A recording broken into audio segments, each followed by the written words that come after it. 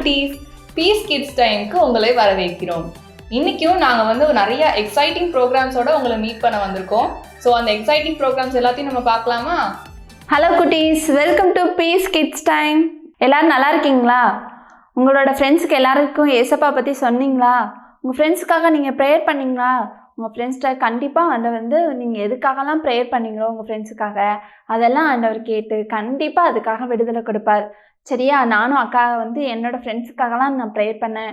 நீங்களும் தொடர்ந்து மறக்காமல் ப்ரேயர் பண்ணணும். சரியா? சரி, இந்த வாரம் நம்ம என்ன கதை பார்க்க போகிறோம் அப்படின்னு யாருக்கும் எதாவது ஐடியா இருக்கா? சொல்லுங்கள் பார்ப்போம். இல்லையா? சரி, கதை பார்ப்போம். அதுக்கு முன்னாடி நீங்கள் எத்தனை பேர் உங்களோட ஹோம்ஒர்க்கெல்லாம் சீக்கிரமாக செஞ்சு முடிச்சுருவீங்க? கை தூக்குங்க. நான்லாம் வீட்டுக்கு வந்தோடனே ஸ்கூல் விட்டு வரும்போது அக்கா வந்த உடனே என்ன பண்ணுவேன் அப்படின்னா ட்ரெஸ் எல்லாம் மாற்றி ஃப்ரெஷ்ஷப் ஆகிட்டு போய் உட்காந்து என்னோடய ஹோம்ஒர்க் எல்லாம் எழுதி கடன்னு முடிச்சிடுவேன். முடிச்சுட்டு வேகமாக வெளியே போய் விளாடுறதுக்கு அக்கா ரொம்ப பிரயாசப்படுவேன். சரியா? அதே மாதிரி நீங்களும் என்ன பண்ணணும் அப்படின்னா ஹோம்ஒர்க் எல்லாம் முடிச்சுட்டு வெளியே போய் விளையாடணுமே தவிர ஃபோனில் என்ன பண்ணக்கூடாது, அதிகமாக விளையாடக்கூடாது. சரியா? இன்றைக்கி நம்ம 2 அண்ணனோட கதை பற்றி தான் பார்க்க போகிறோம். ஒருத்தங்க பேர் ரவி, இன்னொருத்தங்க பேர் ராம். ரவியும் ராமும் சின்ன வயசுலேருந்து ஒன்று போல் வளர்கிறாங்க.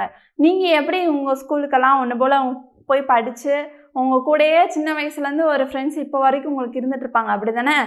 அதே மாதிரி ரவியும் ராமும் சின்ன வயசுலேருந்தே ஃப்ரெண்டாக இருக்கிறாங்க. அவங்க 2 பேருமே ஒரே மைண்டாக எல்லாமே ஒன்று போல் செய்கிறாங்க. அப்போ ஒரு நாள் அவங்க கொஞ்சம் வளர்ந்து வந்தோடனே 2 பேருமே மரம் வெட்டுற வேலை பார்த்தாங்க. ஒரு நாள் அவங்க என்ன பண்ணாங்க அப்படின்னா 2 பேருமே சேர்ந்து மரம் வெட்டுறதுக்கு போகிறாங்க. காலையில் 6 மணிக்கு எழுந்திரிச்சு அவங்க என்ன பண்ணுறாங்க அப்படின்னா அவங்களோட கடமையெல்லாம் முடிச்சுட்டு சாப்பிட்டுட்டு காட்டுக்கு போவாங்க. ஏன் அப்படின்னா காட்டுக்கு ஒரு தடவை போயிட்டாங்க அப்படின்னா திருப்பி போகிறதெல்லாம் அவங்களுக்கு அலைச்சலாக இருக்கும். அதனால் அவங்க என்ன பண்ணுவாங்கன்னா மத்தியான சாப்பாடையும் சேர்த்து எடுத்துகிட்டு போயிடுவாங்க. அங்கே போய் அவங்க என்ன பண்ணுவாங்கன்னா மரத்தை வெட்டுவாங்க. மரத்தை அப்போல்லாம் வெட்டுறதுக்கு கோடாரியை தான் யூஸ் பண்ணாங்க. இப்போ தான் என்ன பண்ணுறாங்க அப்படின்னா மிஷின்ஸ் யூஸ் பண்ணுறாங்க.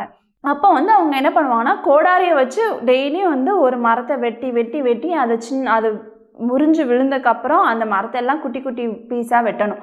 அதுதான் அவங்களோட வேலை. அவங்க என்ன பண்ணுவாங்கன்னா அப்படி வெட்டி அந்த விறகாக எடுத்துகிட்டு அந்த விறகை கொண்டு போய் சந்தையில் விற்று அதுலேருந்து வரக்கூட வருமானத்தை வச்சு தான் இவங்களோட குடும்பத்தை 2 பேருமே நடத்திட்டு வராங்க. அப்போ ஒரு நாள் என்னாச்சு அப்படின்னா ரவீன்றவன் நிறைய விறகுகளை சேமித்து கொண்டு வரான்.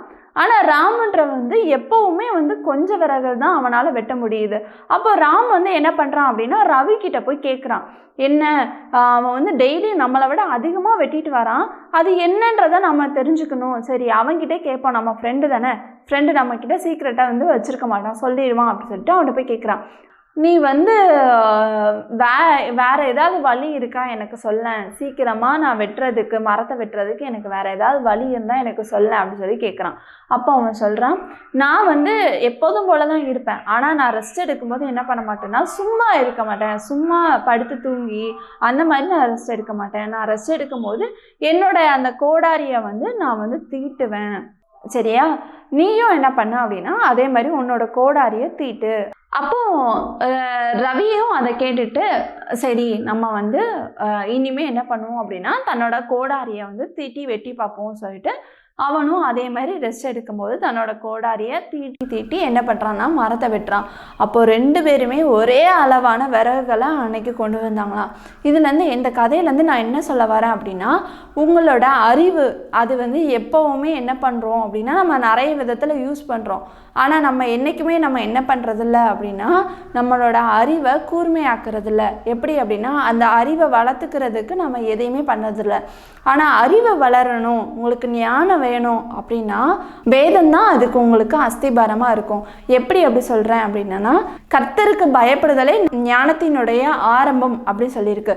ஏன் கர்த்தருக்கு பயப்படுதலே ஞானத்தின் ஆரம்பம் அப்படி சொல்லியிருக்குன்னா ஒரு சின்ன வேலை செய்யும் போது கூட ஒரு சின்னதாக பயந்து அந்த ரவி இருக்கான்ல, அவன் ரவி காட்டுக்குள்ளே போயிட்டு உடனே தன்னோட வேலையை ஆரம்பிக்கலை. அவன் அதுக்கு பதில் என்ன பண்ணான் அப்படின்னா ஆண்டவர்கிட்ட ஒரு ஞானத்தை கேட்டு ப்ரேயர் பண்ணான். நான் நினைக்கிறேன் அந்த ஞானத்தை கேட்டு அவன் அந்த விறகு வெட்டுறதுக்கு அவன் ப்ரேயர் ப்ரேயர் பண்ணதுனால தான் ஆண்டவர் வந்து அவனுக்கு அந்த ஞானத்தை கொடுத்தாருன்னு நான் நினைக்கிறேன். அவன் அதனால தான் என்ன பண்ணுறான் அப்படின்னா தன்னோட கோடாரியை வந்து தீட்டுறான். அது கூர்மையாக இருந்தால் தான் ஈஸியாக வெட்ட முடியுன்ற அந்த ஒரு சீக்ரெட் வந்து அவனுக்கு தெரிஞ்சிருந்தது. ஸோ நீங்களும் என்ன பண்ணணும் அப்படின்னா வேதத்தை படிக்கணும், டெய்லியும் வேதத்தை தியானிக்கணும். நீதிமொழிகள்லாம் வந்து உங்களுக்கு டெய்லியோட லைஃபுக்கு நீங்கள் எப்படி ஞானத்தை சம்பாதிக்கணும் அப்படின்றத அதில் நிறைய சொல்லப்பட்டிருக்கு. அதெல்லாம் நீங்கள் கற்றுக்கலாம். டெய்லி ஒரு வசனம் படித்தாலாவது நீங்கள் என்ன பண்ண முடியும் அப்படின்னா உங்களோட அறிவு கூர்மையை நீங்கள் வளர்த்துக்க முடியும். கர்த்தருக்கு பயப்படுதல் தான் ஞானத்துக்கான ஆரம்பம். ஸோ குட்டீஸ், நீங்கள் எல்லாரும் என்ன பண்ணணும் அப்படின்னா ஆண்டவருக்கு பயந்து எல்லா விதத்துலேயும், அதாவது நீங்கள் பேசுகிற விதத்துலேயும் சரி, நீங்கள் செய்கிற விதத்துலேயும் சரி, எல்லா விதத்துலேயும் ஆண்டவருக்கு பயந்து நீங்கள் நடந்தீங்க அப்படின்னா உங்களுக்கான விசேஷ ஞானமும் கிடைக்கும். அக்கா நான் அப்படியெல்லாம் பண்ணுறேன் ஆனால் எனக்கு ஞானமே இல்லை அப்படின்னு நீங்கள் யோசிச்சிங்க அப்படின்னா நீங்கள் என்ன பண்ணணும்னா ஆண்டவர்கிட்ட கேட்கணும்.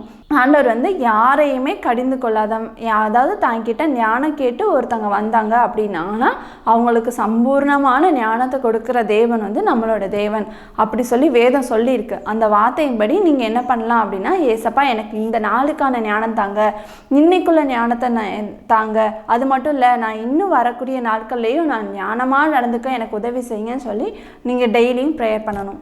சரி, எல்லாரும் இனிமேல் தவறாமல் ஞானத்தை கேட்டு ப்ரேயர் பண்ணுவீங்கன்னு நான் நம்புகிறேன். இன்றைக்கான வசனம் என்னது அப்படின்னா கர்த்தருக்கு பயப்படுதலே ஞானத்தின் ஆரம்பம். யாருக்கு பயப்படணும்? கர்த்தருக்கு பயப்படணும். மனுஷங்களுக்கு இல்லை குட்டீஸ், சாத்தானுக்கு இல்லை குட்டீஸ், கர்த்தருக்கு பயப்படணும். கர்த்தருக்கு பயப்படுதலே ஞானத்துடைய ஆரம்பம். நீதிமொழிகள் 1:7 சொல்லப்பட்டிருக்கு. சரியா? திருப்பி ஒருத்தர சொல்கிறேன் அக்கா. கர்த்தருக்கு பயப்படுதலே ஞானத்தின் ஆரம்பம். நீதிமொழிகள் 1:7. சரி குட்டீஸ், பார்ப்போம். மறக்காமல் எல்லோரும் என்ன பண்ணுங்கள்? ப்ரேயர் பண்ணுங்கள். இந்த சேனலை என்ன பண்ணுங்கள்? சப்ஸ்கிரைப் பண்ணுங்கள். உங்கள் ஃப்ரெண்ட்ஸ்க்கெல்லாம் என்ன பண்ணுங்கள்? ஷேர் பண்ணுங்கள். நீங்கள் மட்டும் இல்லை, உங்கள் ஃப்ரெண்ட்ஸும் என்ன பண்ணணும்? ஆண்டவரை தெரிஞ்சுக்கணும். ஸோ இன்றைக்கும் இந்த பீஸ் கிட்ஸ் டைம் வந்து உங்களுக்கு ரொம்ப எக்ஸைட்டிங்காக, ரொம்ப ஹாப்பியாக, ரொம்ப ஆசீர்வாதமாக இருக்கும்னு சொல்லிட்டு நாங்கள் நம்புகிறோம். இதே மாதிரி இன்னொரு பீஸ் கிட்ஸ் டைமில் இன்னொரு எக்ஸைட்டிங்கான ப்ரோக்ராமோட நாங்கள் வந்து உங்களை சந்திக்கிறோம். பாய்.